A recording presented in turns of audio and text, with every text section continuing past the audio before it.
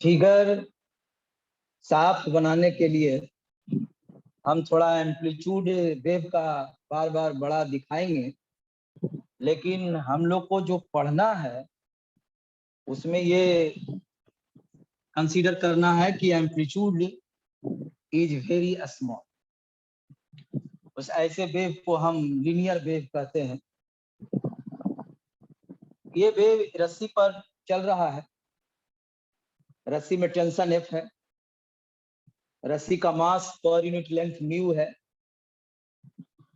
रस्सी फिक्स्ड है, हम इसको ऊपर नीचे कर रहे हैं, transverse wave along the string चल रहा है।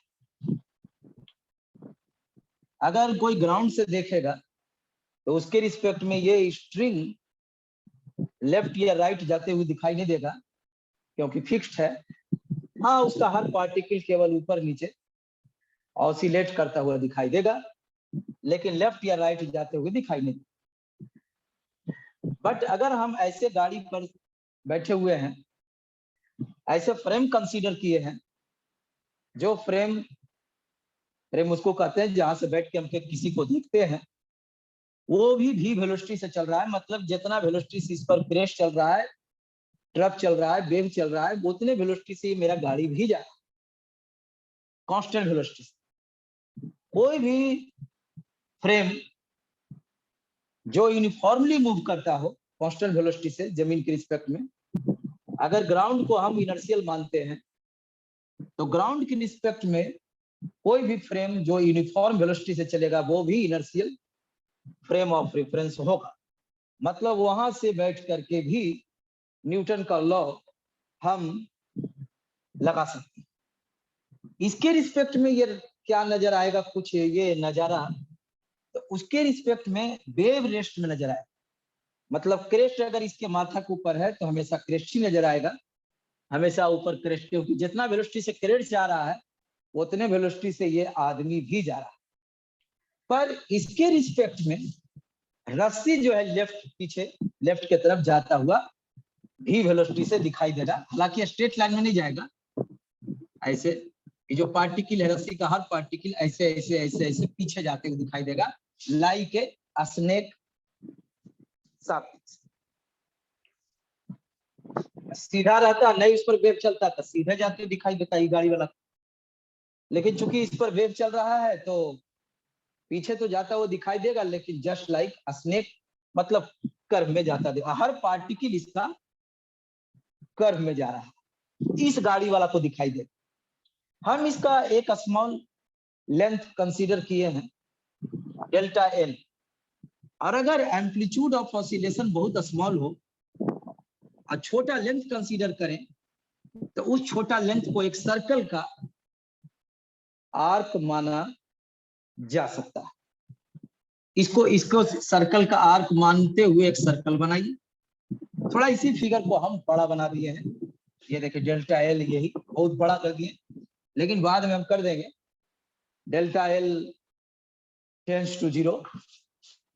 अब यहां से अगर काटेंगे तो फ्री बॉडी डायग्राम बनाने का जो नियम सिखाए थे वो याद है कि भूल गए। सटल +1, इधर से रस्सी सटा हुआ है, टेंशन लगेगा रस्सी के नाम टुकड़ा पर, इधर से भी रस्सी सटा हुआ है, इसके लेफ्ट में भी रस्सी है, इसलिए एफ लगा, along the string, along the string, this is the tension। हालांकि जानते हैं ये टेंशन कांस्टेंट नहीं है, रस्सी में इसको खींचे हुए 500 न्यूटन फोर्स लगा हुआ, ठीक है, 500 न्यूटन टेंशन है, 500 न्यूटन। रस्सी का मास है कितना कहेगा सर? हाँ मास है ना सर, मासलेस रहता है तब न रस्सी में हर जगह टेंशन सेम होता है। हम कहे कि हाँ ये वजह तो है कि रस्सी का मास है, इसलिए टेंशन हर जगह इसमें सेम नहीं होगा। लेकिन फिर भी हम कह रहे हैं कि नहीं, इसमें टेंशन मास रहने के बावजूद भी सेम हो, क्योंकि ये रेस्ट में है रस्सी। अगर हम एक्स का टुकड़ा काटें, इधर टेंशन अगर यहाँ F1 है, इधर F2 है, ये रेस्ट में है, तो F1 माइनस F2 बराबर 0। mg लगेगा अभी तो नीचे लगेगा, तो F1 बराबर F2, रेस्ट में है ना रस्सी। अच्छा, ये अगर मेन वो, अच्छा टेंशन अगर थोड़ा बहुत वेरी भी कर रहा है मास की वजह से, अगर वर्टिकल रहेगा तो वेरी कर जाएगा, ठीक है, कर जाएगा। लेकिन अगर पतला रस्सी होता, मास 1 मिलीग्राम होता, तब तो सर इस 500 न्यूटन के तुलना में उसको आराम से mg को नेग्लेक्ट किया जा सकता है। हाँ, तब तो कांस्टेंट होगा। हाँ सर, तब भी कांस्टेंट नहीं रहेगा जब वेव चलेगा। जब इस पर वेव हम ऐसे ऐसे कर देंगे, वेव चलने लगेगा, और मास के कारण जो टेंशन थोड़ा बहुत वेरी कर रहा है, उसको अगर हम नेग्लेक्ट भी कर दें तो भी टेंशन सेम नहीं रहेगा। नहीं, क्यों? ये थोड़ा सा इसका लंबा कहानी, समझ रहे? थोड़ा सा, ज्यादा नहीं, एक छोटा सा टॉपिक है क्लास का, इलास्टिसिटी, समझ रहे हैं? इलास्टिसिटी, उसमें एक फार्मूला होता है, स्ट्रेस स्ट्रेन ये सब पढ़ना रहता है।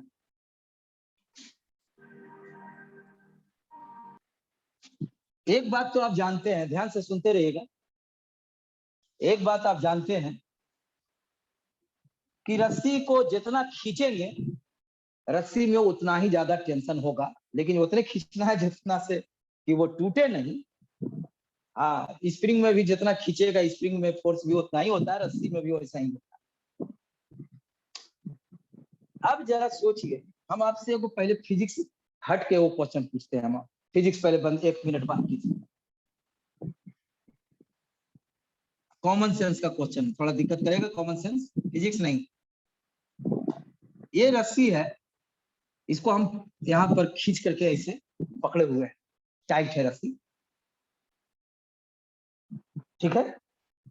अब इसी रस्सी को यहीं पर पकड़ के, यही पकड़े हुए, यही रस्सी है, लेकिन नीचे हम एक और ऐसी फिगर बना रहे हैं, दूसरा रस्सी नहीं है, यही है।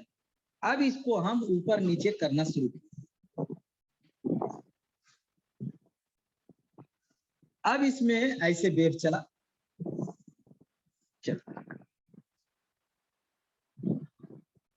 मतलब अब रस्सी ये नहीं, अब सीधा नहीं रहा रस्सी, अब टेढ़ा हो, वेव चलने लगा, अब ऐसे हो गया रस्सी, ऐसे ऐसे करेंगे तो अब रस्सी ऐसे हो गया।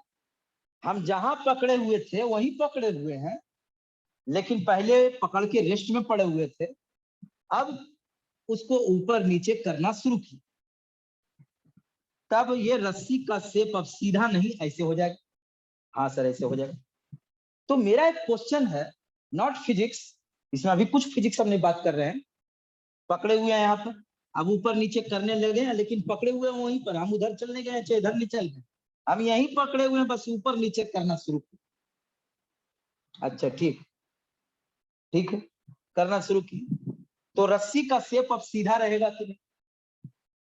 नहीं रहेगा। ये तो बड़ा, ये तो कोई भी जवाब दे सकता है, अनपढ़ भी दे सकता है। अब उस पर ऐसे ऐसे वेग चलेगा तो सीधा कैसे रहेगा? है, तो बोल तो रहे हैं फिजिक्स का क्वेश्चन अभी नहीं पूछ रहे हैं, फिजिक्स 1-2 मिनट के लिए बंद कर दीजिए। अब जो है मेरा सवाल है कि ये रस्सी का जो लंबाई है,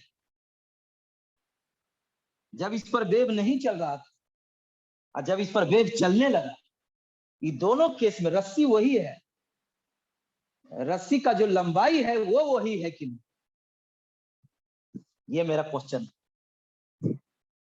जब ये रस्सी को हम अभी ऐसे पकड़े हुए हैं, तो इसका लेंथ होगा कुछ 1 मीटर, मान लीजिए 1 मीटर का रस्सी है। अब इसको ऊपर नीचे करने लगे, तब इस पर रस्सी अब सीधा नहीं टेढ़ा हो गया, ऐसा हो गया। अब इस रस्सी का लेंथ 1 ही मीटर होगा, 1 ही मीटर लंबा रहेगा, कि बड़ा हो गया है कि छोटा हो गया, बस ये क्वेश्चन। उतना ही रहेगा सर, उतना ही रहेगा, ठीक, उतना ही रहेगा सर। छोटा हो जाएगा, आ छोटा हो जाएगा। छोटा हो जाएगा, ठीक। ये फिजिक्स नहीं है, ध्यान दीजिएगा। ठीक है ना, ये फिजिक्स नहीं है, इसे किसी से भी पूछ सकते हैं इसको। कोई बच्चा को भी घर में पूछ सकते हैं जो लोअर क्लास में पढ़ता हो, फिजिक्स से रिलेटेड एक क्वेश्चन है। जो कोई हायर कोर्सेस में हो लेकिन आर्ट्स लिए हुए हो, साइंस नहीं, उससे भी पूछ सकते हैं कि ऐसे ऐसे करने लगेंगे। यहीं पर पकड़े हुए हैं, रस्सी दोनों एक ही है, ये सिचुएशन केवल अलग अलग है।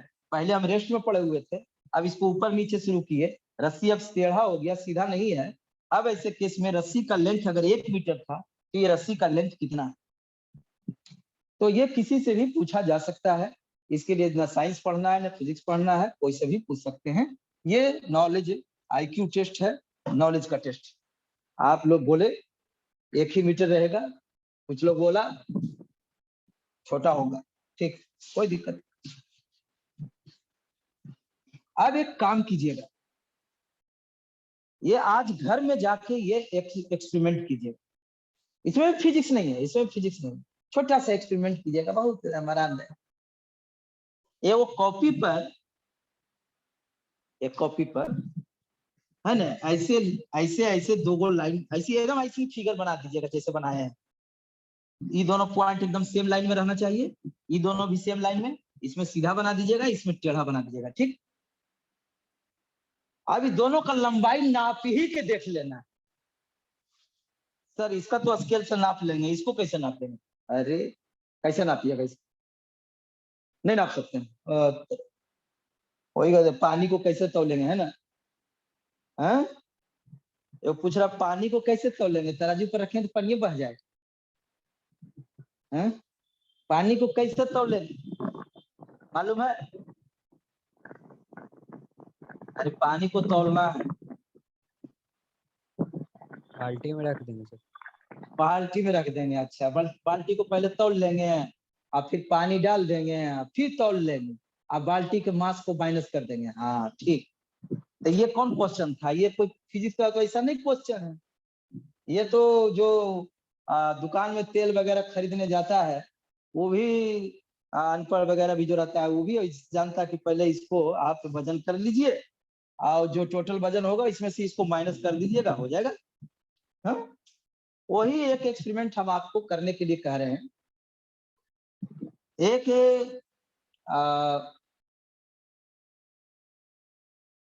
धागा लीजिएगा, धागा, ठीक है। ये ऐसे कॉपी पर 2 बार ऐसा बना दीजिएगा, फिगर बना दीजिएगा कि नहीं? बना सकते हैं ऐसा फिगर कि नहीं कॉपी पर? बोलिए। अब जैसे हम बनाए बोर्ड पर वैसे बना सकते हैं ना आप? ये दोनों एक के लाइन में होना चाहिए, एक ही लाइन में। बोलिए। Yes sir. कर सकते हैं, ठीक। अब एक धागा लीजिएगा, आप धागा को खींची उचिएगा नहीं, बस एक धागा के एंड यहाँ रखिएगा, एक एंड यहाँ, एक एंड यहाँ पकड़ लीजिए, ठीक है। यहाँ पकड़, उसके बाद इस धागा टाइट करके नहीं, जैसे एकदम ने जैसे है पड़ा हुआ वैसी, नो टाइट नहीं कीजिए उसको, खाली यहाँ से यहाँ नापना है हमको लंबाई। ये इसको सीधे स्केल से नहीं नाप लेंगे सर। हाँ, स्केलों से सीधे नाप लेंगे, तो धागा कहाँ लेंगे? इसके लिए तो लेना पड़ेगा। ये कैसे नापिएगा? ये स्केल से थोड़ा नापिएगा। हाँ, ये तो नहीं नापाएगा। हाँ, तो इसमें धागा ऐसी ऐसी कॉपी पर बिछा दीजिएगा, ऐसी बिछा दिए, और उसके बाद अब धागा को हाथ में लेके उसको स्केल से लंबाई नापिए। ये एक्सपेरिमेंट कर सकते हैं। अरे धागा, ये भगवान, ये वो धागा ऐसे लेकर के, या वायर वायर वायर पतला वायर जो मुड़ जाता है, ये ऐसे ऐसे मोड़ दीजिएगा जैसे जैसे मुड़ा हुआ है उसको, ठीक है। उसको फिर सीधा करके स्केल से नाप लीजिए, तो आपको इसका जो लंबाई आएगा कुछ स्टूडेंट को इसके बराबर आएगा और कुछ स्टूडेंट को इससे इसका जो लंबाई आएगा वो इससे छोटा है। ऐसा एक्सपेरिमेंट कीजिएगा तो ऐसा होगा, है ना? ठीक है, तो अब क्या करें, इसको छोड़ देते हैं, अगले ही दिन बताएंगे ना। आप ही लीजिएगा, पहले एक्सपेरिमेंट कर लीजिए कि इसका लंबाई अगर 1 मीटर है या 50-20 से 30 सेंटीमीटर है, तो इसका जो ऐसे ऐसे लंबाई नापिएगा इसका, ये 30 सेंटीमीटर रहेगा। ये छोटा होगा कि बड़ा होगा ये एक्सपेरिमेंट कर ही लीजिएगा, तब हम पढ़ाएंगे। अब क्या करें? कॉमन सेंस नहीं।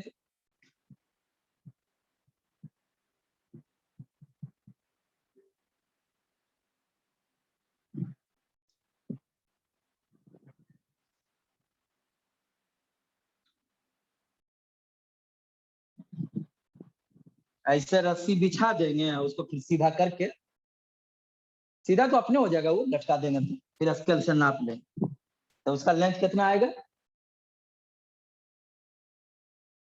माने अब रात के कीजिएगा तो ना पता चलेगा, है ना। ऐसे कोई अंदाजा नहीं, ऐसे अंदाजा है कि बराबर आएगा या छोटा आएगा, ये छोटा हो। अरे हम क्या बोल रहे हैं, कुछ समझ में आ रहा है। Yes sir. Yes sir. देखिए ऐसे इसको ऐसे आराम से अभी भी समझा सकते हैं, इसको थोड़ा ट्रायंगल टाइप का बना देते हैं तो मुड़ मुड़ के ना है।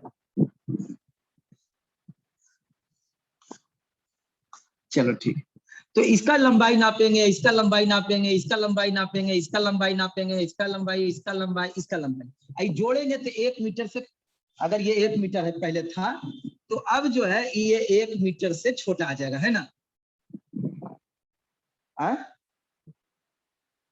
ये स्केल से नापिएगा इसको इसको इसको इसको इसको, मान लीजिए वैसा ही बन गया सपोज, तो इसको नापिएगा तो 1 मीटर से छोटा हो जाएगा, सीधा में 1 मीटर। अब ऐसे में इसको छोटा छोटा लेंथ ऐसे ऐसे मान लीजिए, ऐसे नाप लीजिए, ऐसे नाप लीजिए, थोड़ा सीधे सीधे नाप लीजिए। तो ये नापिएगा तो क्या आएगा आपको बोलिए, कुछ तो बोलते हैं।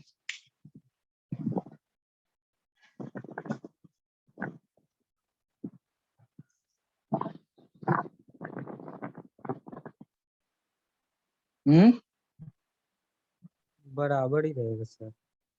बराबर होगा, ठीक है। देखिए ये जो है ऐसे 3 सेंटीमीटर 4 सेंटीमीटर ही है, इधर ये जो ऐसे ऐसे हो गया 3 सेंटीमीटर ऊपर चला गया तो ये 5 हो गया, तो माने ये 4 था सीधा में और वो बढ़ के 5 हो गया,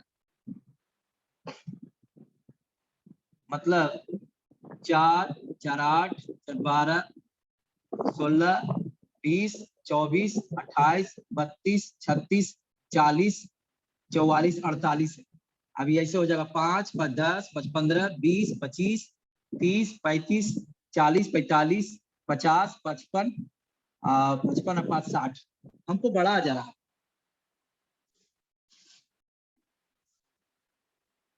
बहुत कमाल का स्टूडेंट है, सीधा रहेगा, आपको ऐसे घूम के जाएगा यहाँ से, ये असियाना है रामनगरी है, कोई सीधे चला गया और कोई थोड़ा टेढ़ा वाला रास्ता से गया, दोनों बराबर डिस्टेंस होगा ना।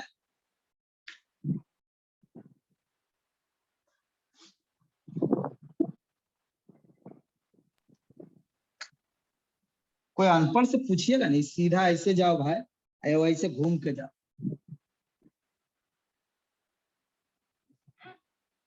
ये दूरी दोनों बराबर होगा कि अलग।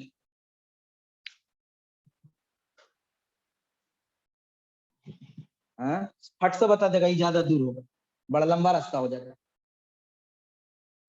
ये ऐसे ऐसे हो गया तो ये रस्सी बड़ा ना हो गया।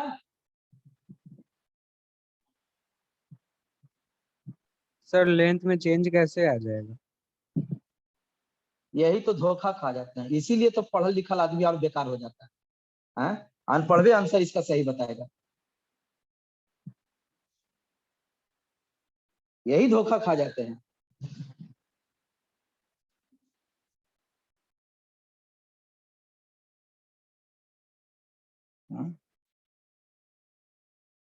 यही धोखा खा गए ना आप, इसीलिए इसीलिए इसमें पढ़ा लिखा आदमी गलत जवाब देता है, इसका अनपढ़ लोग सही जवाब देता है। ये टेढ़ा टेढ़ा हो गया कि तो बढ़ला, इसको सीधा करेंगे तो थोड़ा लंबा नहीं हो जाएगा।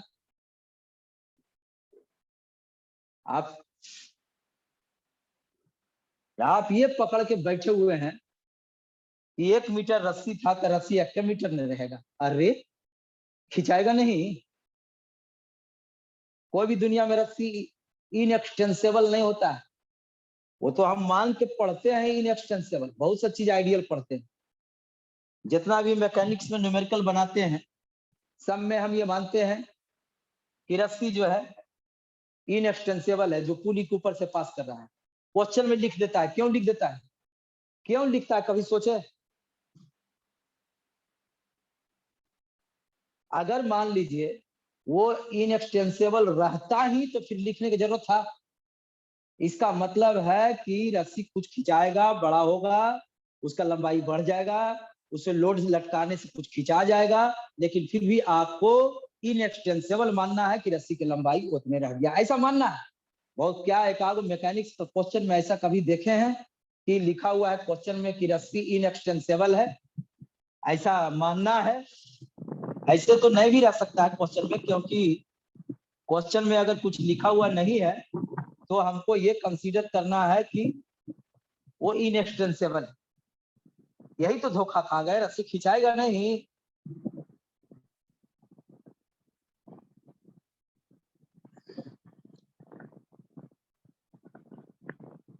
आपको अगर मान लीजिए, इधर देखिए, ये ऐसे है, आई रस्सी को हम ऐसे कर दिए, यही रस्सी ऐसे कर दिए तो रस्सी का लंबाई उतने रह जाएगा, खिंचा गया ना कुछ, बोलता नहीं। Yes sir. Yes, sir. आप से जानते हैं ये गलती बार बार क्यों बोल रहे हैं आंसर आप? क्योंकि आप दिमाग में बैठा लिए हैं कि रस्सी खिंचाएगा ही नहीं, इसीलिए आप जो है ये गलत गलत आपको ख्याल आ रहा है। आप ये ध्यान ही नहीं दे रहे हैं कि रस्सी खिंचाएगा भी तो।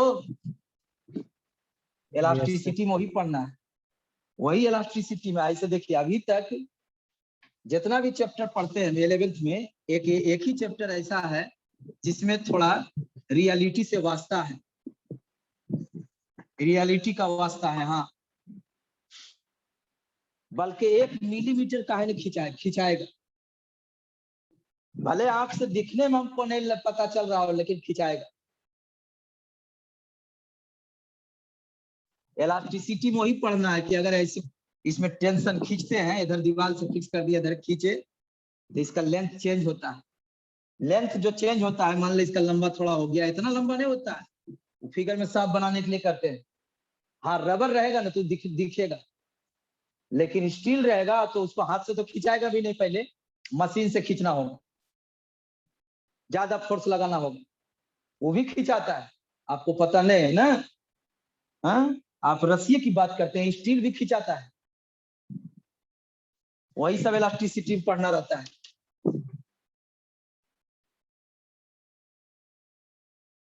हम जो पढ़े वो था मैकेनिक्स ऑफ रिजिड बॉडी। पूरा एनसीईआरटी पार्ट 1 में मैकेनिक्स ऑफ रिजिड बॉडी है। पार्ट 2 में पहला टॉपिक जो है, छोटा सा टॉपिक है क्लास का, ये हम लोग को ज्यादा नहीं पढ़ना है, ये इंजीनियरिंग में जाइएगा तो ये ही ज्यादा पढ़ना रहेगा। सिविल इंजीनियरिंग, मैकेनिकल इंजीनियरिंग का ये सब जो है बड़ा इंपॉर्टेंट टॉपिक है। पुल के डिजाइन, बिल्डिंग का डिजाइन, सब में इसका यूज होता है। कितना छड़ डालना है, छड़ पर जब गाड़ी आता है उस पर पुल पर चढ़ता है ना, तो वो छड़ जो है ऐसे जो है वो बेंड होके ऐसे हो जाता है, इतना नहीं लेकिन हल्के सा, लेकिन ऐसा हम फिगर बनाते हैं, हल्का बेंड हो जाएगा तो उसका लंबाई बढ़ेगा, फिर वो पुल से पास कर जाएगा बस या ट्रक, फिर सीधा हो जाता है, रिलैक्स हो जाता है। फिर कोई बस आया, फिर टेढ़ा हो जाता है, अंदर में छड़। ये बार बार ऐसा होते रहने से ये क्रैक कर सकता है, पुल डैमेज हो जाता है।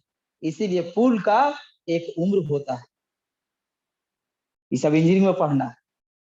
आप तो जानते थे कि आदमी का खाली उम्र होता है, नहीं, इंजीनियर को पता है कि इस पुल का उम्र कितना है, जो पुल बनाया है उसका उम्र कितना है, एज क्या है, 40 साल 50 साल।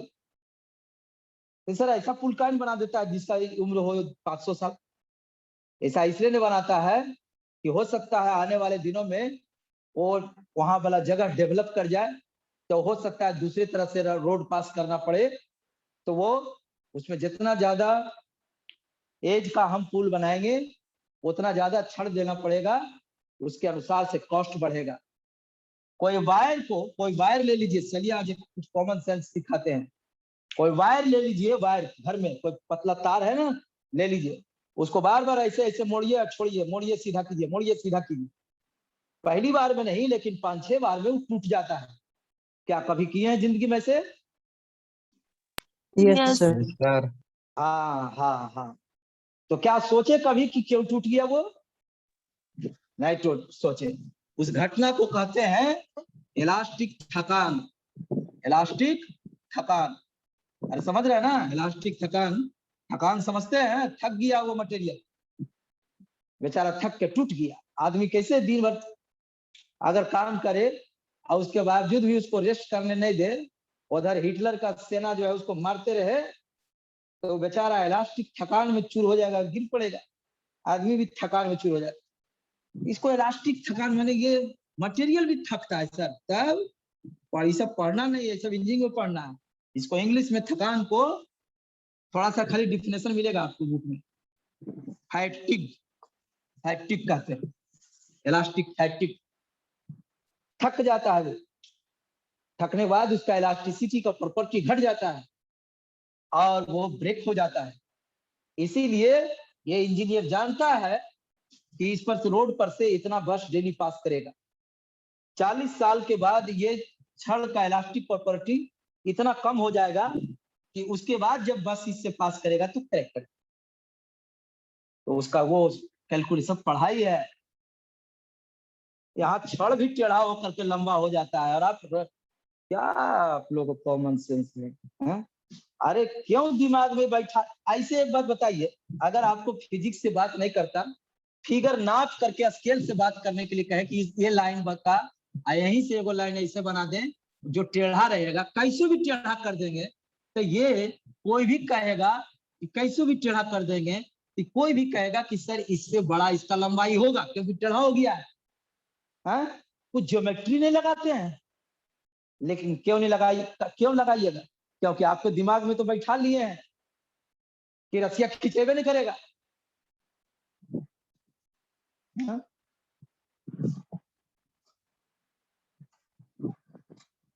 कौन सी चीज आप लोग को समझाना पड़ता है, सोचिए। अब समझा कि नहीं समझा इतना देर? Yes sir. बिना फिजिक्स का बात कर रहे हैं फिर भी बोलिए भाई कि समझ में आया कि नहीं आया?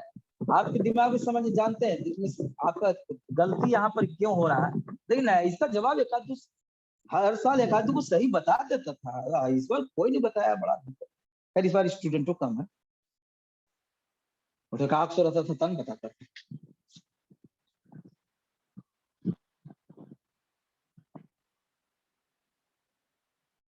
सब रस्सी खिंचाता है, इवन रॉड भी खिंचाता है, स्टील तक खिंचाता है, बेंड भी होता है। इसको इलास्टिक फैक्टिक कहते हैं। कितना तो इतना खिंचाता है ना कि खिंचा रहा है लेकिन टूट ही नहीं रहा, टूट ही नहीं रहा, खिंचा रहा तो पतला होते जा रहा है, खींचते जाइए पतला होते जा रहा है, पर टूट ही नहीं रहा। ऐसा मटेरियल गोल्ड, गोल्ड सोना, उसको डक्टिलिटी कहते हैं, डक्टाइल। सबसे ज्यादा डक्टाइल मटेरियल गोल्ड है। उसको जितना भी अगर खींच रहे हैं उसका लेंथ बढ़ते जा रहा है, लेकिन बहुत देर के बाद जाके ब्रेक होता है। ऐसे मटेरियल को डक्टाइल कहते हैं। और जो तुरंत टूट जाए लिमिट पास करने के बाद, एक लिमिट तक खिंचाया फिर टूट गया अचानक, उसको ब्रिटल कहते हैं, ब्रिटल। ये सब पढ़े हैं कभी? Yes sir. Yes, sir. अरे ये सब जिंदगी में कभी सब ब्रिटल ब्रिटल डक्टाइल वगैरह 8, 9, 10th में कभी नाम सुने हैं? Yes sir. Yes, sir. क्या बात है, कौन सी पढ़ा देखिए, सब चीज पढ़ा देते हैं ना हम, हैं? ऐसी मेरा टाइम जाता है, कहाँ घुस गए। अब सोचिए इसको, ये इस चीज को समझाने के लिए, इसको हम अगर इसको पढ़ाएंगे तो इसको हम बातें नहीं करेंगे जहां जिसमें हमको कम समझाना रहेगा, क्योंकि इसमें इसको बात करेंगे तो आप फंसे के बिना मतलब के घंटों भर समझाओ उसको, मेहनत भी है, थक भी जाएंगे। और दूसरा इसके कारण सिलेबस पीछे होगा,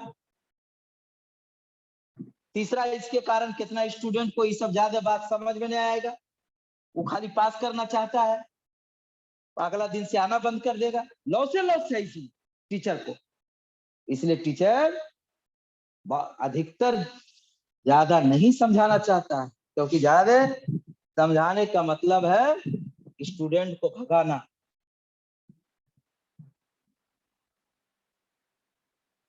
किसका परसेंटेज ज्यादा है? 100 स्टूडेंट में से अधिक 20 स्टूडेंट मैक्सिमम 20% चाहेगा कि नहीं हम कितनों हम डिटेल्स पढ़ेंगे, एकदम चाहेगा, हाँ। 80 नहीं चाहता है, नहीं चाहता।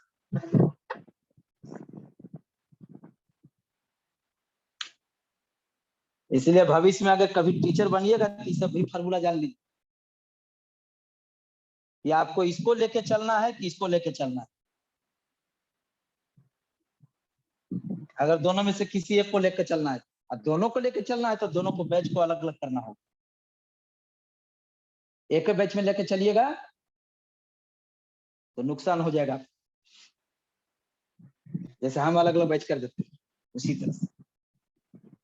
पढ़ाना सिलेबस के अंदर तक है, पर इसमें डेप्थ में जाना है। ये चाहता भी है डेप्थ में समझना, ये नहीं चाहता है समझना, उसको गर्म हो जाता है।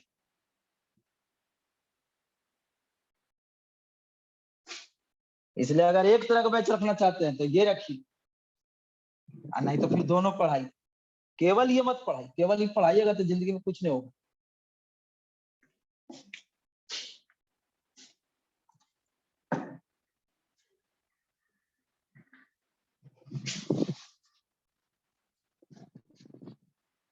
फिजिक्स का क्वेश्चन है नहीं था, लेकिन गलती होने का कारण लगता शायद यही था, दिमाग में बैठा लिया था कि रसिया लंबा कैसे होगा। अरे तेरा रस्सी खिंचाता नहीं है ना, इसीलिए गलत जवाब दिया, नहीं तो इतना गलत कैसे कोई बोल सकता है। टेढ़ा हो गया, अब इसका लंबाई नापेगा कोई है? इससे बड़ा लंबा नहीं हो जाएगा ये। तो सुनिए, अब तो समझ में आ गया होगा। अब सुनिए, इसलिए जब रस्सी पर वेव चलने लगा, अब सुनिए, आप फिजिक्स की बात कर रहे हैं, हो गया कॉमन सेंस, बहुत हो कि अभी दिक्कत है? No sir. अरे फिजिक्स की बात करें कि अभी भी इसी में दिक्कत है? No sir. क्लियर। No, अरे sir. अच्छा ठीक, हाँ ठीक है, आप फिजिक्स का बात करें, ठीक है। आप सुनिए था, जब ये सीधा है, जब इस पर वेव नहीं जा रहा, अब वेव जब चलने लगा तो थोड़ा और खिंचा दिया, रस्सी लंबा हो गया, जिसकी वजह से रस्सी में टेंशन बढ़ जाएगा। जितना खींचेगा ना उतने टेंशन बढ़ेगा। स्प्रिंग में भी वैसे होता है, जितना खींचते हैं kx, ये बात स्प्रिंग ही में नहीं, ये स्टील में भी होता है, ये कॉपर में भी होता है। ये कॉपर वायर रहे, एल्युमिनियम वायर रहे, स्टील वायर रहे, या कोई भी वायर रहे, या सीधा रस्सी का आयन रहे, जितना खींचिएगा उतना ही ज्यादा उसमें टेंशन डेवलप होगा। अब बताइए, इस पर जब वेव चलेगा तो इसमें टेंशन जो पहले 500 न्यूटन से खींचे हुए थे, टेंशन 500 न्यूटन, अगर इसके मास के कारण थोड़ा जो टेंशन वेरी करेगा, उसको अगर हम नेग्लेक्ट भी करें, पतला रस्सी के केस में आराम से नेग्लेक्ट भी हो जाएगा, कोई दिक्कत है नहीं। फिर भी जब इस पर वेव चलेगा तो फिर रस्सी में टेंशन टाइम के रिस्पेक्ट में वेरी करते रहेगा, टेढ़ा हो जाएगा ना। यहाँ देखिए, ये अभी यहाँ देखिए क्या होता है, देखिए कितना,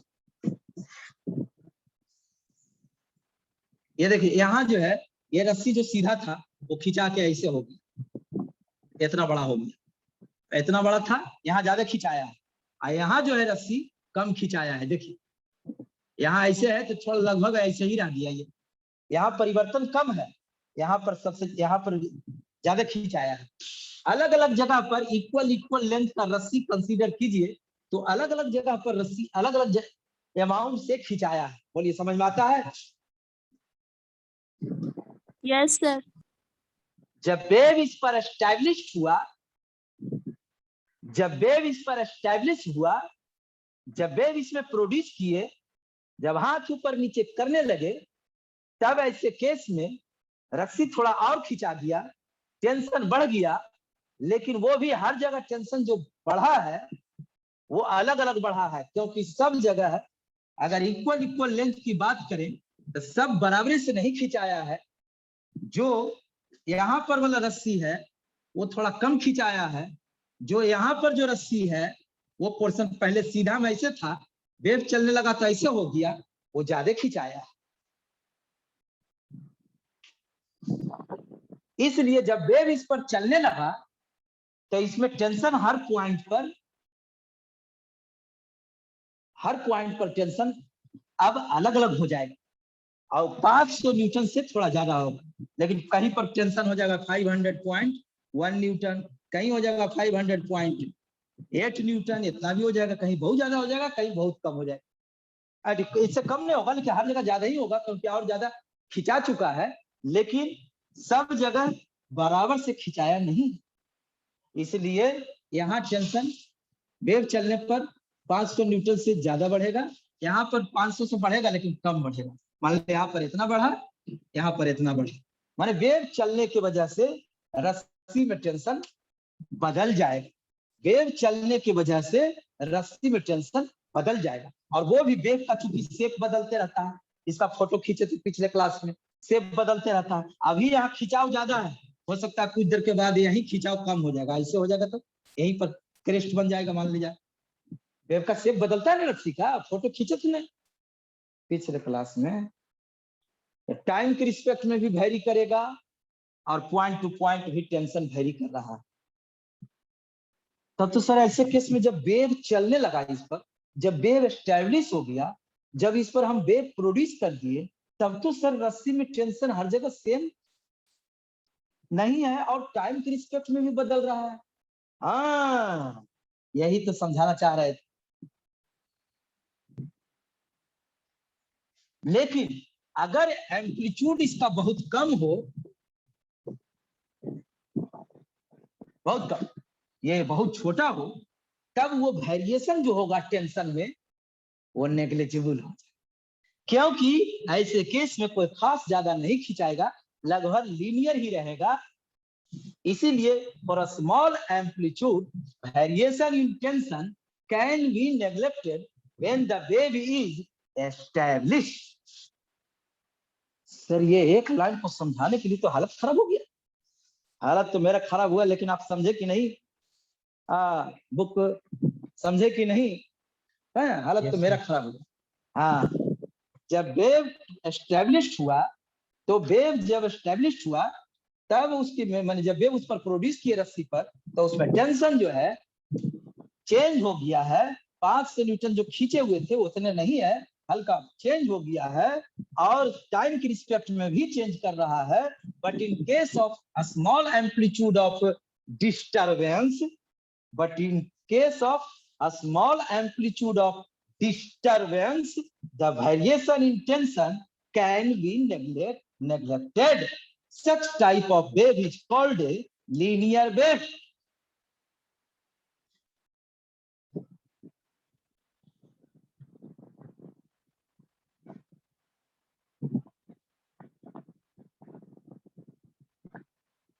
देखिए, अब आपको एसी वर्मा से ये बुक में आप पढ़िए या एनसीईआरटी में भी सब में ऐसा लिखा रहेगा, लेकिन पूरा पढ़िएगा पूरा समझ में आएगा।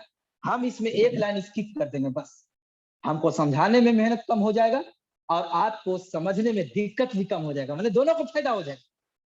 फायदा दोनों को है, समझ रहे हैं ना? आपको समझने में भी आसान हो गया, क्योंकि वो बात बोलेंगे ही नहीं जो बात बोलने पर हमको समझाने में भी दिक्कत है और आपको समझने में भी दिक्कत। टाइम लगेगा लेकिन समझ में तो आएगा ही, तो आपको भी दिक्कत है और लगेगा कि हम क्या पढ़ लिए। देखिए एक लाइन इसमें लिखा हुआ है, we have used approximation.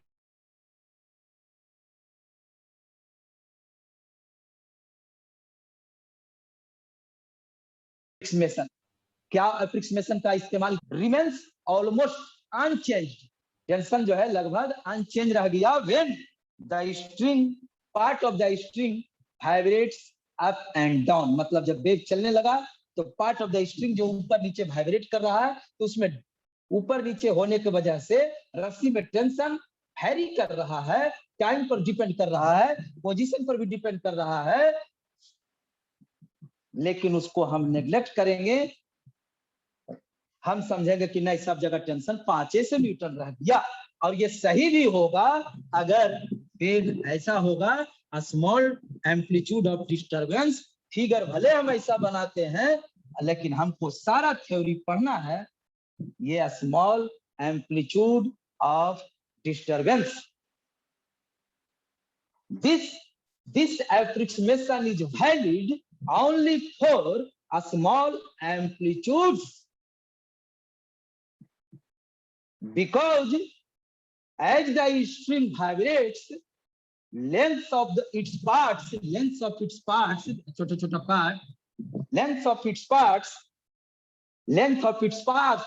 parts changes. Length इसका पार्ट का जो लेंथ है वो चेंज है। अभी इतना लेंथ है वो ऐसे होगी, अभी इतना लेंथ है ये ऐसे होगी, और टाइम के रिस्पेक्ट में इससे बदलेगा, चेंज होगा।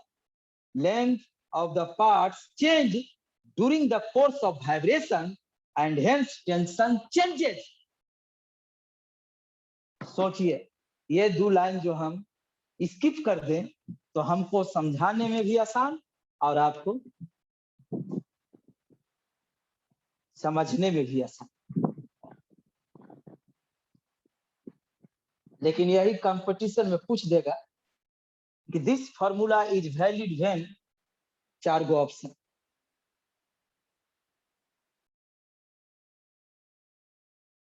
As for a small amplitude of disturbance, for any amplitude of disturbance, 4 गो और 2 गो और जोड़ देगा।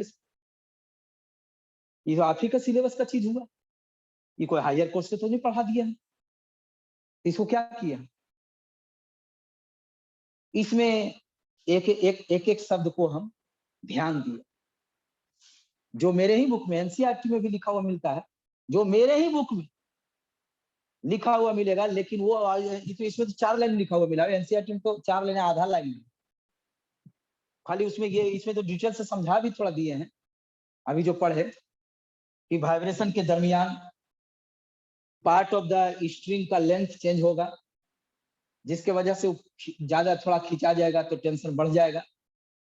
उसमें तो खाली इतना बस लिखा हुआ है कि स्मॉल एम्पलीट्यूड के लिए ये फार्मूला वैलिड है, बस।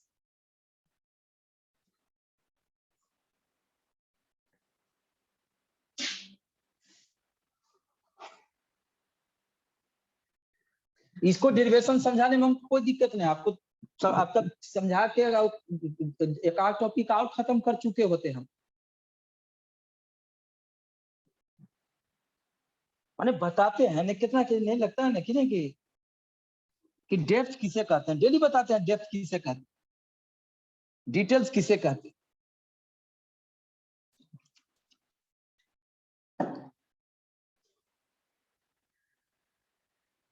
अरे इतना एक्सपीरियंस हो गया, बहुत से देख चुके हैं। वहां पढ़ रहे हैं तो पूरा समझ में आता है, यहाँ थोड़ा कम समझ में। बोले नहीं 80 को जो स्टूडेंट है उसको कम समझ में आएगा, उसको इतना सुने का बेचारा तो ऐसी गर्म आ गया, जो समझने वाला चीज है वो तो और नहीं सुन पाएगा, वो तो गर्म हो चुका है।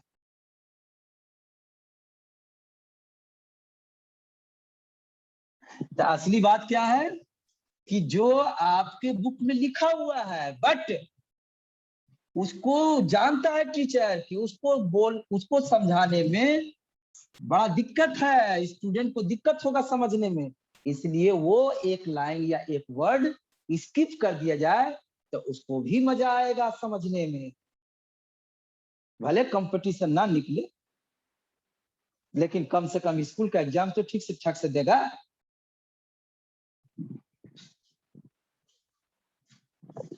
इसे लर्निंग कहते हैं।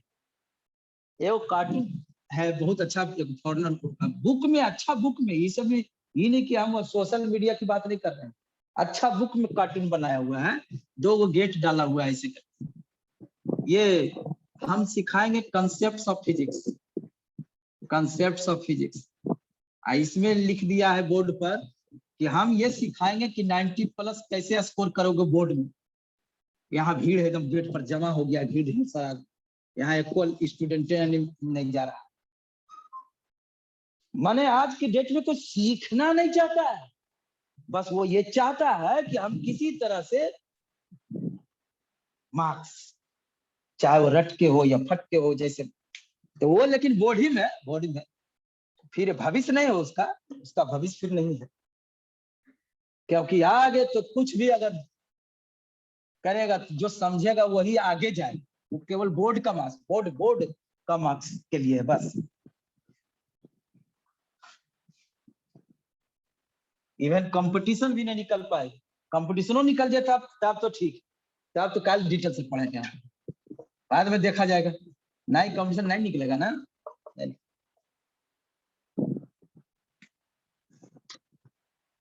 इसीलिए इसमें तो देखिए इतना समझाए में एक क्वेश्चन बनता है, वो भी कौन सी, कंसेप्चुअल। न्यूमेरिकल इससे कोई मतलब नहीं, क्यों? क्योंकि हमको सब न्यूमेरिकल किस वेव के लिए पढ़ना है, तो ऐसा वाला वेव के लिए न्यूमेरिकल हमको आएगा ही नहीं, तो हमसे गलती होगा ही नहीं। इसलिए ये चीज को अगर हम नहीं समझाते हैं तो बस एक क्वेश्चन आपसे छूटेगा, बस कंसेप्चुअल क्वेश्चन, न्यूमेरिकल तो बन ही जाएगा, एक क्वेश्चन, वही एक क्वेश्चन कंपटीशन में आएगा, वही एक क्वेश्चन डिसाइड करेगा, हर चैप्टर में ऐसा रहता है, वही एक क्वेश्चन डिसाइड करेगा आपका भविष्य।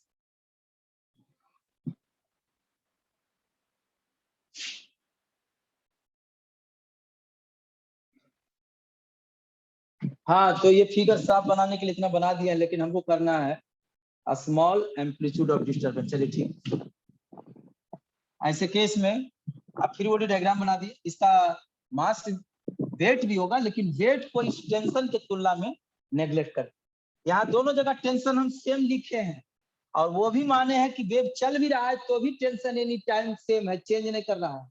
क्या ये लाइन समझ गए आप? एक लाइन समझाए हैं इतना देर में, 1 घंटा में। जब रस्सी पर वेव एस्टेब्लिश होता है, during the motion of wave, part of the string vibrates, each part of the string, length of each part of the string changes by different amounts, not by same amounts. इसलिए tension varies as the wave passes on the string, but in case of amplitude, a small amplitude of disturbance, that variation of tension neglected. In that case, we say that the tension at all point remains same even if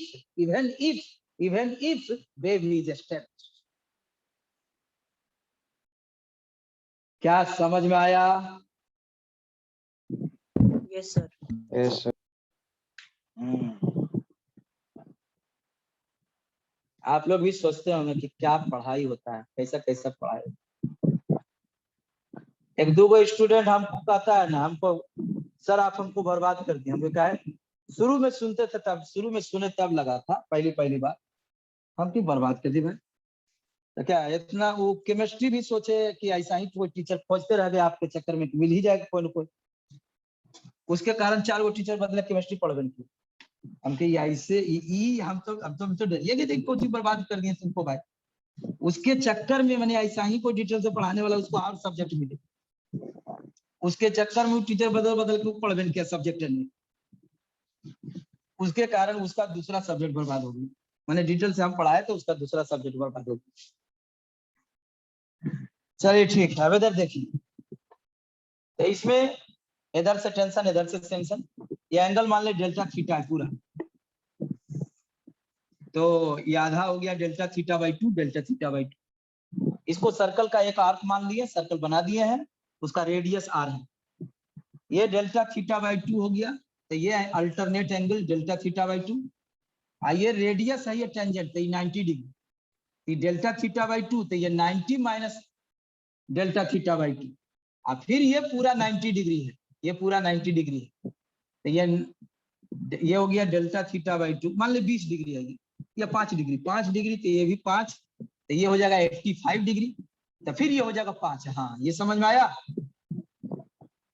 ये delta theta by 2, ये भी delta theta by 2, ये 90 minus delta theta by 2, ये delta theta by 2। जैसे इधर समझाए वैसे इधर एफ का 2 कंपोनेंट कॉस में साइन में, इसका भी एफ का 2 कंपोनेंट कॉस में साइन में, ये वाला कॉस वाला equal and opposite cancel, net force downward 2f sin delta theta by.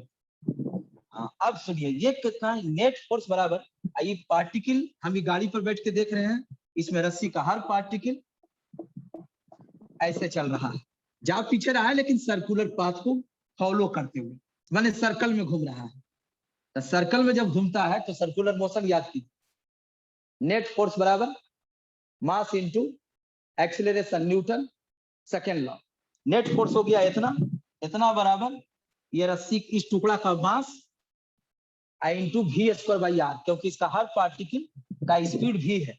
इस आदमी के रिस्पेक्ट में ये रस्सी का हर पार्टिकल पीछे जा रहा है बट सर्कुलर पाथ, ठीक है, माने कर्व में, उसको कर्व को सर्कल कर। सर ये नेट फोर्स जो निकाले हैं आप, इस सेंटर की तरफ कहाँ है? सेंटर तो यहाँ है, हम कहीं सेंटर की तरफ हो जाएगा, चिंता मत करो। ये देखो अगर हम ये बहुत छोटा एलिमेंट कंसीडर किए हैं, छोटा कंसीडर किए हैं, बहुत छोटा, डेल्टा थीटा टेंस टू 0 करेंगे तो ये फोर्स एकदम सेंटर की तरफ आ जाएगा ना। हाँ सर तब आ जाएगा, हाँ तब ये टेंस टू 0 होगा तो ये फोर्स एकदम ओ की तरफ हो जाएगा, ये भी ओ की तरफ हो जाएगा। वो तो फिगर को साफ बनाने के लिए बड़ा बनाए हैं, हम तो एक स्मॉल एलिमेंट की बात कर रहे हैं। हाँ तो ये अच्छा थीटा बहुत छोटा हो तो साइन थीटा लगभग थीटा के बराबर होता है, साइन थीटा लगभग थीटा के बराबर होता है 2f, ये डेल्टा थीटा बाई 2, 2 कट गया, इतना आ गया। डायरेक्ट इसको याद रखिएगा न्यूमेरिकल में कि कोई रस्सी अगर कोई रस्सी सर्कुलर पाथ में घूम रहा है, मान लीजिए रस्सी का हर पार्टिकल सर्कल में चल रहा है, हर पार्टिकल सर्कल में चल रहा है, मान लीजिए वायर ही है, इसको घुमा दिए, इसे हर पार्टिकल का स्पीड भी है, तो इसमें टेंशन कितना होगा, हर पार्टिकल का स्पीड भी है, तो एक एलिमेंट कंसीडर कीजिएगा तो उस पर नेट फोर्स सेंटर की तरफ होगा कितना, टी डी थीटा। अगर टेंशन को टी मानते हैं तो टी, आई डेल्टा थीटा को टेंस टू 0 करते हैं तो डी थीटा लिखते हैं, टी डी थीटा ऐसा निकाल दिए हैं।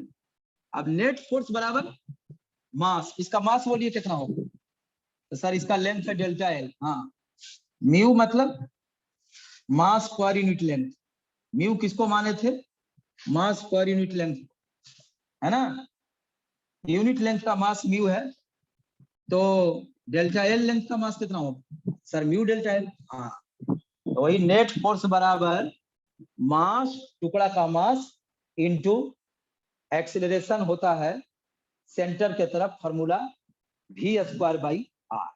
देखिए इतने में डिराइव होगा। अब जैसे ये चीज खाली हम आपको समझाते तो आपको आराम से समझ में भी आता, आया भी समझ में आराम से, अब तुरंत काम भी बन जाता, लेकिन जो इसमें वो चीज जो समझाए वो खाली स्किप कर देते, और उसको स्किप करने से आपको ज्यादा घाटा भी नहीं होता, आपको पता भी नहीं चलता। क्यों? क्योंकि न्यूमेरिकल तो सब बन ही जाएगा, कंसेप्चुअल क्वेश्चन में केवल एगो छूटेगा, हमको तो पढ़ना यही वाला है फॉर्मूला से।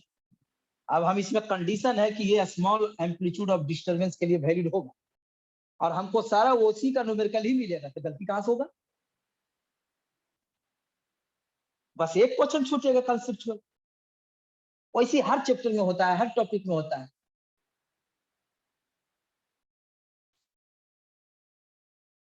और वही डिसाइड करता है करिए।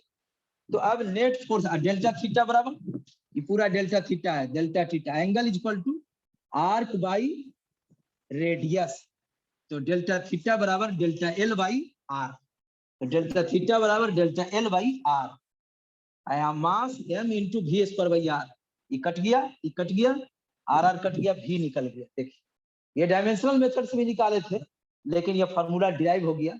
लेकिन डायमेंशनल मेथड से हमको ये नॉलेज थोड़े मिला था कि ये फॉर्मूला जो है किसके लिए वैलिड है, स्मॉल एम्पलीट्यूड ऑफ डिस्टरबेंस के लिए।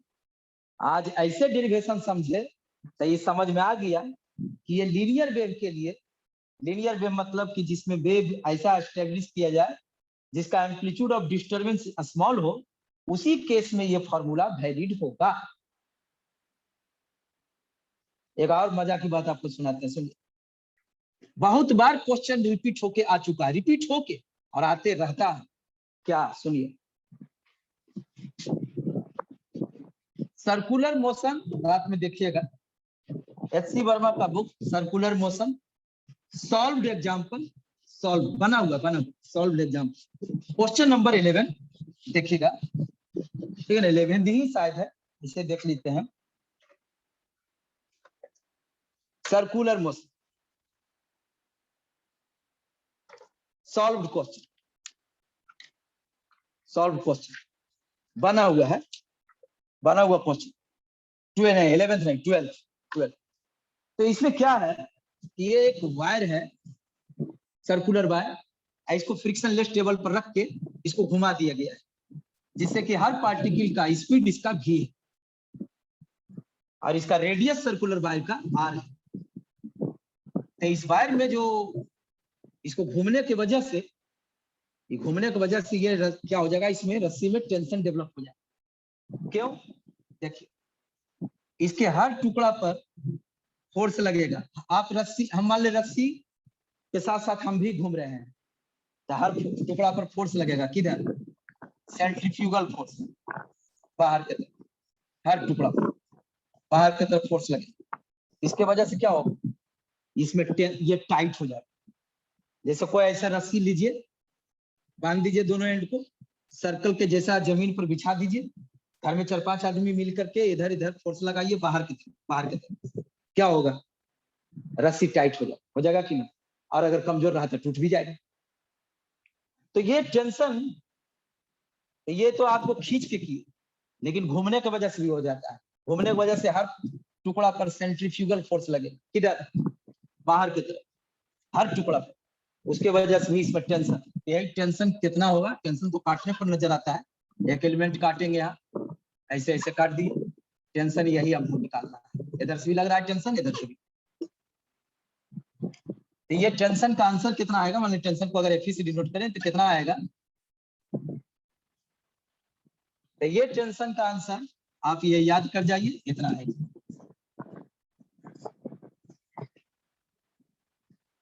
सर भूल गए तब तो डिराइव कैसे करेंगे? डिराइव कर चुके हैं, डिराइव कर चुके हैं। हाँ, इसमें भी स्पीड, टेंशन मालूम था, स्पीड निकाले थे। अब की स्पीड मालूम है, टेंशन निकालना है। अरे इसमें क्या था, इसको सर्कल माने ना भाई, इतना को, हाँ सर्कल माने इतना को, ठीक। तो इसमें हमको टेंशन मालूम था, और इसमें क्या निकाले हम, इसका स्पीड निकाले, पार्टिकल निकाले ना। हाँ सर, अब की क्या पूछ रहा है सर, अब की पूछ रहा है कि स्पीडे दिया हुआ है हर पार्टिकल जो सर्कल में चल रहा है, तो ये रस्सी में टेंशन कितना होगा, कितना से खींचा जाएगा, इंटरनल फोर्स काटिए, तो इसी से नहीं निकल जाएगा। देखो v बराबर क्या है, एफ वाई म्यू, तो v स्क्वायर बराबर एफ वाई म्यू, तो एफ बराबर वी वी स्क्वायर आ गया ना। हाँ यार, ये तो ये है, अरे यही है, ये पूरा का लेंथ कितना होगा, 2 पाई आर लेंथ का मास बोलिए, एम दिया हुआ था क्वेश्चन में, मेडिकल इंजीनियरिंग सब में आया हुआ है। यूनिट लेंथ का मास बोलिए, m/2 पाई आर, मतलब यहाँ पर अकॉर्डिंग टू क्वेश्चन r और m दिया हुआ है, मतलब मास पर यूनिट लेंथ का वैल्यू यहाँ पर पुट कर दीजिए। ओ हाँ, आगे सर ये फार्मूला याद रखेंगे तो आंसर याद रहेगा। आई फार्मूला तो याद रहेगा, क्योंकि इससे ढेर सारा न्यूमेरिकल बनता है वेव में। अरे वाह, ये तो क्वेश्चन नंबर 12 सर्कुलर मोशन का हम भी आंसर हमको तुरंत निकाल लेंगे ऐसे करके। आया मजा?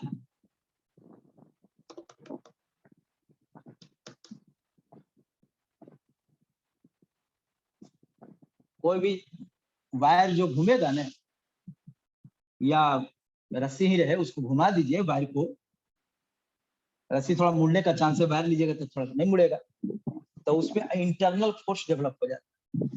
घूमने की वजह से बाहर की तरफ फोर्स लगे, घूमने की वजह से सेंट्रीफ्यूगल फोर्स हर पॉइंट, जिसके वजह से वो टाइट हो जाएगा, इसमें टेंशन आएगा, इंटरनल फोर्स काटिएगा तब दिखेगा, ऐसे नहीं दिखेगा। वही टेंशन पूछता है कि बताइए इसमें कितना टेंशन डेवलप होगी, ये जिसका आंसर ये है। Question number 12 circular motion solve question SC Verma, बहुत सारा कंपटीशन में रिपीट होके आ चुका है। आपको आंसर भुला गए तो ये वेव का स्पीड का तो फॉर्मूला याद रहेगा ही, इसी से टेंशन आप निकाल लीजिएगा तो भी निकल जाएगा ऐसे करके। म्यू बराबर m/2πr।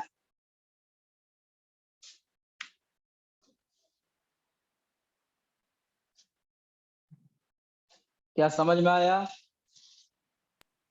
Yes sir. चलिए एक क्वेश्चन भी बन गया सर्कुलर मोशन का, घूमने की वजह से रस्सी टाइट होगा, ये भी समझ गए। वेव जो चलेगा रस्सी पर उसका स्पीड का भी फॉर्मूला समझ गए। इसमें ये कंडीशन है कि ये स्मॉल एम्पलीट्यूड ऑफ डिस्टरबेंस का वेव जो चलेगा उसी केस में ये फॉर्मूला वैलिड होगा। लार्ज एम्पलीट्यूड से जो वेव चलेगा रस्सी पर वो भी चलेगा, पर उसके लिए फॉर्मूला काम नहीं करेगा। उस केस में वेव का स्पीड कांस्टेंट नहीं होगा। इसीलिए हम आपको इंट्रोडक्शन क्लास में बताए थे, नोट में लिखा हुआ है, वो भी स्किप कर दिए होंगे आप। For linear mechanical wave, linear लिखा हुआ है जरूर, मैकेनिकल वेव नहीं, for linear mechanical wave, linear मतलब small amplitude of disturbance. For linear mechanical wave पहला ही क्लास में इंट्रोडक्शन में, पहला ही क्लास बोले थे, लेकिन आपको याद नहीं होगा, कौन शब्द छूट जाए क्या पता है।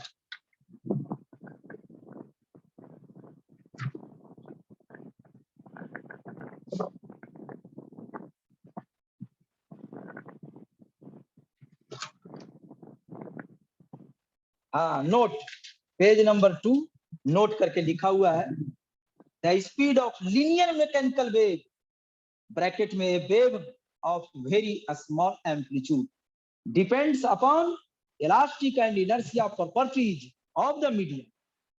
लेकिन अगर लीनियर नहीं रहेगा तो ऐसे केस में एम्पलीट्यूड पर भी डिपेंड कर जाता है, लेकिन वो हम लोग को पढ़ना नहीं, पर कंसेप्चुअल क्वेश्चन आता है।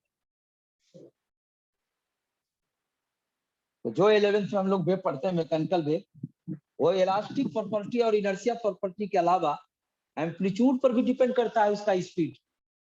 But for linear mechanical wave जिसमें amplitude of disturbance very small हो, केवल दो चीज पर डिपेंड करता है, इलास्टिक और इनर्शिया प्रॉपर्टी। ये इलास्टिक प्रॉपर्टी है, जितना ज्यादा है कोई मटेरियल इलास्टिक रहेगा उतने ज्यादा उसमें आप टेंशन डेवलप कर सकते हैं, खींच वेव का स्पीड उतना ही ज्यादा हो। म्यू इनर्शिया प्रॉपर्टी, क्योंकि पतला रस्सी रहेगा तो उसका मास पर यूनिट लेंथ कम होगा, अब मोटा रस्सी होगा तो उसका मास पर यूनिट लेंथ कम होगा, इसका ज्यादा होगा, उल्टा बोला, इसका ज्यादा इसका कम होगा। पतला रस्सी का मास पर यूनिट लेंथ कम होगा तो इसमें वेव का स्पीड ज्यादा होगा। बताइए एक क्वेश्चन ऑब्जेक्टिव, ये रस्सी है, दोनों में सेम टेंशन डेवलप किए हैं, सेम टेंशन, लेकिन एक पतला रस्सी है, एक मोटा रस्सी, इसको ऐसे से कर रहे हैं, इस पर वेव चल रहा है, इस पर भी वेव चल रहा है, स्मॉल एम्पलीट्यूड का, बोले चले वही पढ़ना है। बताइए किस पर वेव का स्पीड ज्यादा होगा, पतला रस्सी पर कि मोटा रस्सी पर? दोनों में टेंशन सेम, पतला रस्सी पर, हाँ, क्योंकि म्यू उसका कम है। अगर टेंशन दोनों में सेम है तो जिसका म्यू कम है उस पर वेव ज्यादा स्पीड से चलेगा, वेव का स्पीड ज्यादा होगा। मोटा रस्सी पर वेव का स्पीड कम होगा। लेकिन ये जो स्पीड का फॉर्मूला है इसमें दो बात याद रखना है, एक तो ये कि स्मॉल एम्पलीट्यूड ऑफ डिस्टर्बेंस के लिए ही वैलिड होगा, और दूसरा ये कि ये जो स्पीड निकला है वेव का, ये रस्सी के रिस्पेक्ट में निकला, क्योंकि गाड़ी वाला के रिस्पेक्ट में तो वेव रेस्ट में है, हाँ जमीन के रिस्पेक्ट में वेव चल रहा था v स्पीड। हाँ गाड़ी पर बैठ के बनाए, जरूर बनाए, लेकिन जमीन वाला के रिस्पेक्ट में वेव चल रहा है v स्पीड से, वही भी निकला है। जो जमीन वाला के रिस्पेक्ट में वेव चल रहा है v स्पीड से,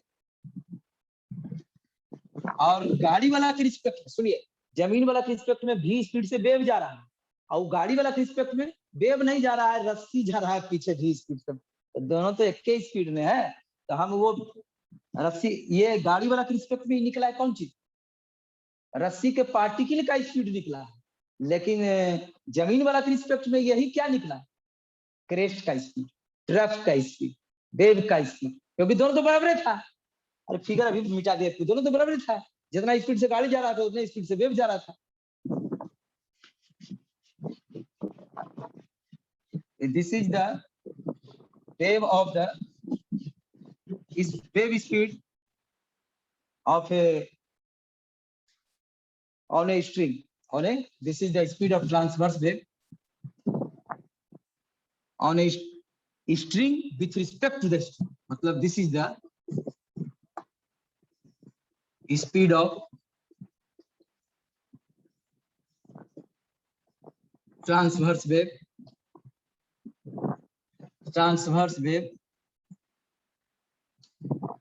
speed of transverse wave on a string with respect to the string, ये रस्सी के respect, with respect to string, it is valid for a small amplitude of disturbance,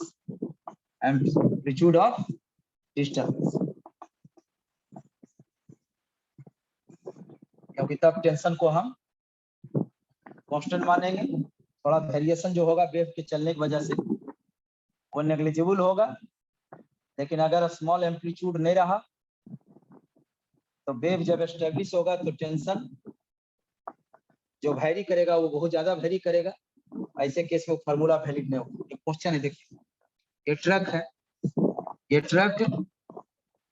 truck जो है के पीछे एक रस्सी है ऐसे पीछे फिक्स किया हुआ, इसको यहाँ पकड़े हुए हैं, एक आदमी है यहाँ पर पकड़े हुए हैं इसको यहाँ पर, है ना, इस पर जो है ऐसे वेव चल रहा है, ट्रक चल रहा है कांस्टेंट स्पीड v0 से, ये ट्रक चल रहा है, ट्रक का स्पीड, और ये रस्सी में टेंशन F है और रस्सी का मास पर यूनिट लेंथ म्यू है। तो बताइए इस रस्सी पर जो वेव चल रहा है उसका स्पीड क्या होगा, रस्सी में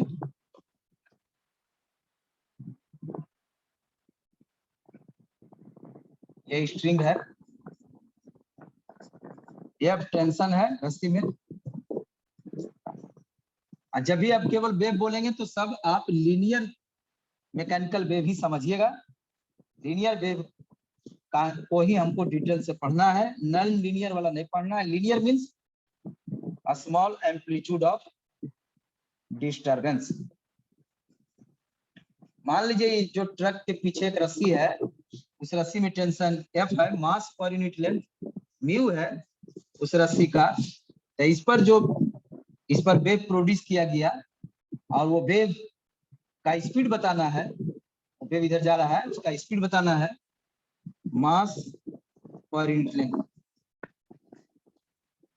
किसके स्पीड बताना है, जबकि ट्रक चल रहा है v0 velocity of the truck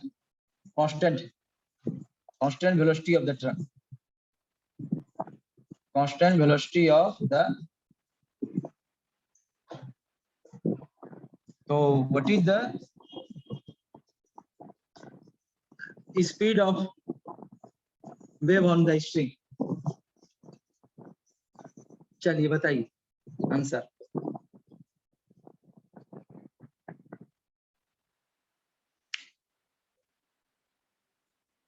आया वो क्वेश्चन है, ये ऑब्जेक्टिव में इजी क्वेश्चन है।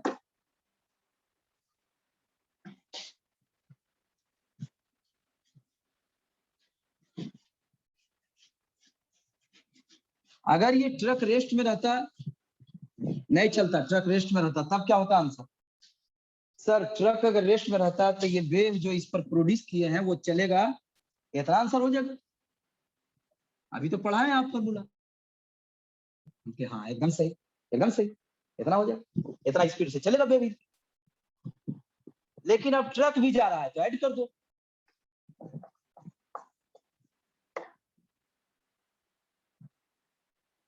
हो गया आंसर।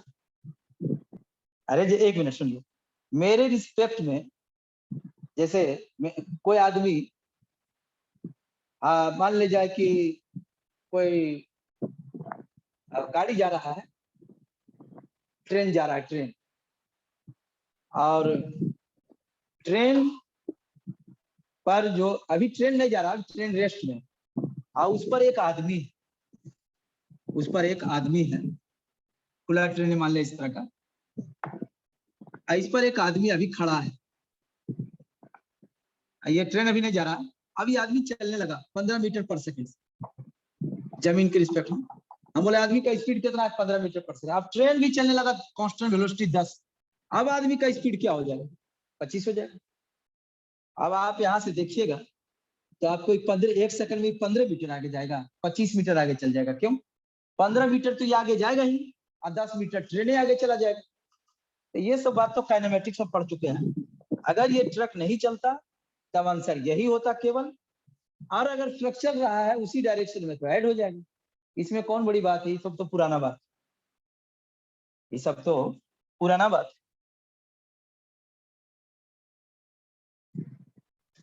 तो हम लोग को जितना भी पढ़ना है सब small disturbance, small amplitude of disturbance.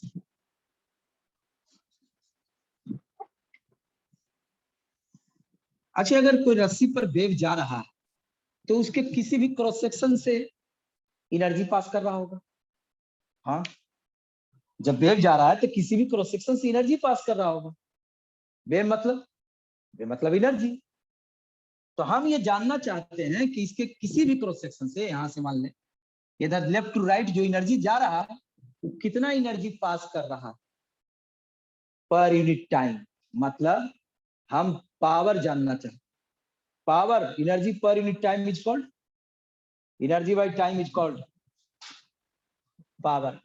हम पावर जानना चाहते हैं, पावर कितना, power transmitted along the string, transmitted along the string। क्योंकि ये तो जानते ही हैं, तो हर टाइप के वेव में जाएगा। वेव जा रहा है मतलब एनर्जी जा रहा है।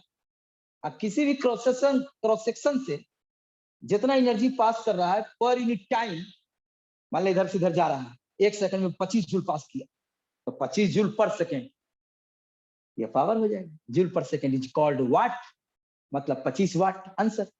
तो उसी तरह से इस रस्सी पर अगर वेव जा रहा है तो एनर्जी जा रहा है। हाँ, energy per unit time is called power. तो हम ये जानना चाहते हैं कि इसके किसी भी क्रॉस सेक्शन से कितना energy per unit time pass किया। पहले क्वेश्चन समझिए, आप आंसर मत समझिए, पहले क्वेश्चन जो समझ में आ रहा है कि नहीं वो। जब एनर्जी जा रहा है, वेव मतलब वेव जा रहा है मतलब एनर्जी जा रहा है, energy passing per unit time is called power. तो हम ये, हमको तो जानने का इच्छा कर रहा है कि जब एनर्जी जा रहा है रस्सी पर तो कितना एनर्जी जा रहा है पर यूनिट टाइम है, हम जानना चाहते हैं। That is called power.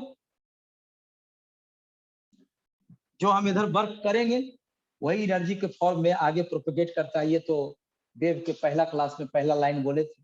हम इधर काम करते हैं और वो डिस्टरबेंस के फॉर्म में, एनर्जी के फॉर्म में आगे बढ़ता है, उसके साथ मैटर नहीं जाता है। तो एनर्जी अगर जा रहा है तो एनर्जी पर यूनिट टाइम जो पास करेगा दैट इज कॉल्ड पावर। तो रस्सी पर भी एनर्जी अगर जा रहा है तो रस्सी में भी किसी क्रॉस सेक्शन से, यहाँ से यूनिट टाइम में, यहाँ से लेफ्ट टू राइट एनर्जी पास करेगा, इधर से इधर जो जाएगा, तो इसमें एनर्जी जो पास किया per unit time that is called power. तो पावर कितना पास कर रहा है ये हम जानना चाहते हैं। माने आपको इसका आंसर नहीं सोचना है, आपको केवल टॉपिक समझ में आया कि नहीं, क्वेश्चन समझ में आया कि नहीं ये सोचना।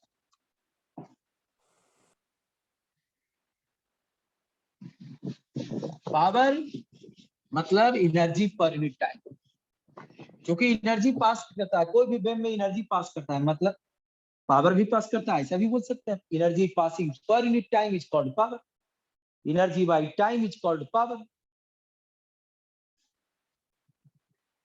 देखिए क्या, फिर हम फिगर को साफ बनाने के लिए लार्ज एम्पलीट्यूड दिखा देते हैं, लेकिन हमको जो कंसीडर करना है स्मॉल एम्पलीट्यूड। यहां से इसको काट दिए, ये पार्टिकल पर विचार करें, इधर से इधर हटा दिए, इधर रस्सी इधर टेंशन लगा रहा है। रस्सी के लॉन्ग टेंशन है ना, ठीक। तो ये जो है ये एंगल मान ले थीटा है, ये थीटा मान ली। आइए पार्टिकल का वेलोसिटी मान लीजिए, पार्टिकल का वेलोसिटी है del Y by del t. Particle velocity पढ़ा चुके हैं। मान लीजिए इस पर जो वेव जा रहा है वो साइन वेव जा रहा है, जिसका इक्वेशन ये है। मान लीजिए let a sine traveling wave is traveling along the string whose equation is given by pi is equal to a sin omega t minus xy। माने हैं क्योंकि हम तो कॉस में भी इक्वेशन लिख सकते हैं ना, तो कोई एक को नहीं मान के लेकिन चलेंगे। माने कि यही वाला वेव चल रहा है इस रस्सी पर, a sin omega t minus xy की यही वाला वेव इस रस्सी पर चल रहा है, साइन वेव, साइनसॉइडल वेव।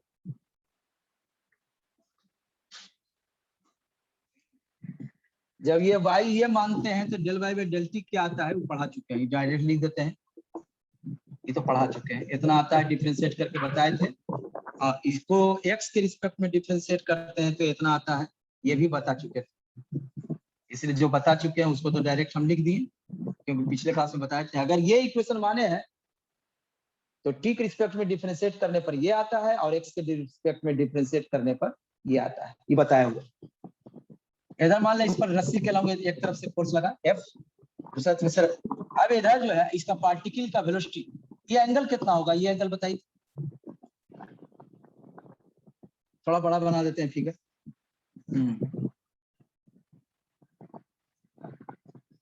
ये एंगल पूछ रहे हैं हम, ये थीटा है, ये हो जाएगा 90 माइनस थीटा, क्योंकि ये 90 है, ये थीटा 90 माइनस थीटा, तो ये हो जाएगा 90 प्लस थीटा, क्योंकि पूरा 180 होता है। आई पार्टिकल का velocity del Y by del t is the particle velocity. Tension power का फॉर्मूला हम लोग पढ़े थे, वर्क एनर्जी पावर में F dot V, F dot V माने F V cos थीटा, जहां F फोर्स अभी पार्टिकल का वेलोसिटी जिस पर फोर्स लग रहा है। यहाँ पर F बराबर ये F हो गया, अभी V क्या हो गया, पार्टिकल का वेलोसिटी, वेव का नहीं, del Y by del T, और cos ये पार्टिकल का वेलोसिटी और जो फोर्स लग रहा है उस पार्टिकल पर, वो दोनों के बीच का एंगल कितना है, 90 प्लस थीटा हो गया। निकल गया। Power transmitted along the string, power transmitted along the string, power transmitted along the string।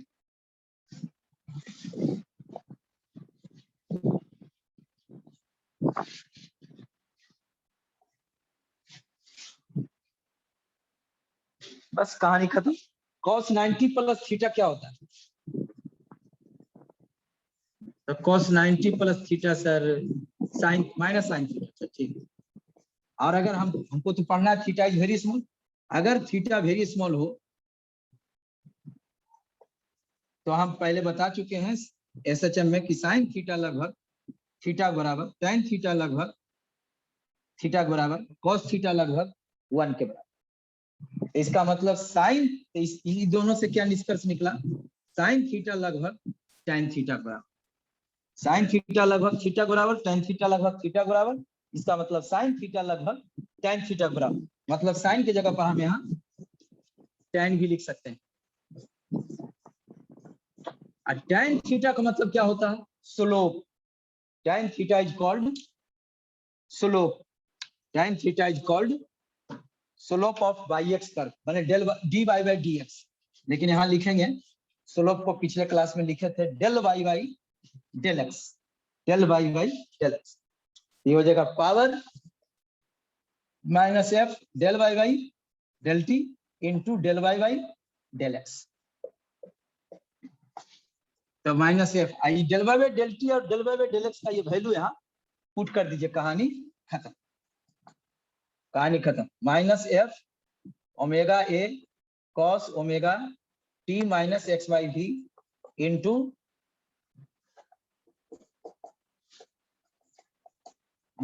ये इसका वैल्यू आया है minus omega A by V cos omega T minus X by V. ये निकल गया formula, minus minus plus omega square A square F by V cos square omega T minus X by V. This is the power transmitted along the string at a distance x at time t। x distance पर और t समय पर इतना power पास कर रहा है। This is the power passing at a distance x at time t। Power passing at a distance x at time। अब आपको क्या करना है, एसएचएम में एवरेज पावर कैसे निकाला जाता है, एवरेज काइनेटिक एनर्जी कैसे निकाला जाता है। 4 गो इंटीग्रेशन का वैल्यू डायरेक्ट याद रखना है, उसको रिवीजन करके आइएगा, अगले दिन उसको जरूरत पड़ेगा। मतलब आप जो है पेंडुलम के पहले वाला सारा पढ़ के आइएगा, पेंडुलम से पहले वाला कम से कम उतना सारा पढ़ के, तब ये हम इसके बाद समझाएंगे। इसका जो है इसका इम्पोर्टेंस, इसका भी प्रूफ का इम्पोर्टेंस नहीं है, लेकिन ये हम प्रूफ करने का फायदा ये हुआ कि ई सबसे तो न्यूमेरिकल आएगा, हमको वेलोसिटी, पार्टिकल वेलोसिटी, स्लोप, तो ये हम एक बार रिपीट हो गया, मतलब एक तरह से समझिए, और उसके साथ पावर भी निकल गया। तो एक बार रिपीट हो, हम डायरेक्ट फॉर्मूला भी याद रख सकते हैं तो काम चल जाएगा, लेकिन हमको ये एक बार रिपीट हो गया जिससे क्वेश्चन आएगा, वो रिपीट हो गया कि हाँ ये पढ़े थे, ऐसा होता है, तो इसको डिफरेंशिएट करने पर ऐसा ऐसा निकलता है, तो वो रिपीट हो गया। अच्छा, वो रिवीजन हो गया, अब प्लस पावर का फॉर्मूला भी निकल गया। पावर मतलब energy passing per unit time, energy तो पास कर ही रहा है, क्योंकि वेव का मतलब ही तो है एनर्जी जाना, वेव जाना मतलब एनर्जी जाना। This is the power transmitted at a distance x at time t along the string. It is also valid for linear wave, क्योंकि इसमें भी हम थीटा वेरी स्मॉल कंसीडर किए हैं। मतलब एम्पलीट्यूड, थीटा बहुत छोटा कब होगा, जब इतना एम्पलीट्यूड रहेगा तभी थोड़े होगा, बहुत कम एम्पलीट्यूड रहेगा तब ये वैलिड होगा। मतलब जितना भी हमको वेव पढ़ना है वो सब लीनियर पढ़ना है for a small amplitude of disturbance, जिसमें थीटा वेरी स्मॉल कंसीडर करना है। उसी के लिए हम ये पावर का फॉर्मूला निकाले हैं, instantaneous power at a distance x at time t। अगर आपको यहाँ से 20 सेंटीमीटर पर 10 सेकंड पर आपको पावर ट्रांसमिटेड निकालना है, तो यहाँ पर 20 सेंटीमीटर 10 सेकंड रखिएगा, ओमेगा ए एफ भी दिया रहेगा, तो पावर निकल जाएगा कि कितना जूल पर सेकंड एनर्जी वहां से पास कर रहा है। अभी भी आपको एसएचएम ही थोड़ा बढ़िया से ज्यादा रिवीजन करना है, क्योंकि आगे अभी भी बहुत एसएचएम का जरूरत है। ठीक।